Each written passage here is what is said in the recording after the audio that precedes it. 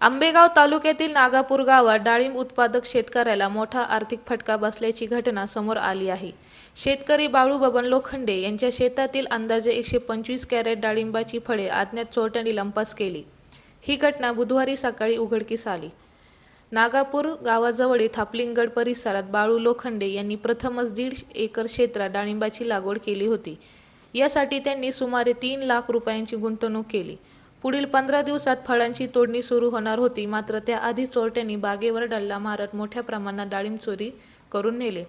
सध्या बाजारात डाळिंबाला प्रति किलो 250 ते 300 रुपये दर मिळत असून एका कॅरेट मागे सुमारे 5,000 रुपयांचे उत्पन्न अपेक्षित होते। या चोरीमुळे जवळपास 6 लाख रुपयांचे नुकसान झाल्याचा अंदाज शेतकऱ्यांनी व्यक्त केला आहे। बुधवारी सकाळी बागेत पाणी देण्यासाठी गेल्यानंतर ही चोरी उघडकीस आली।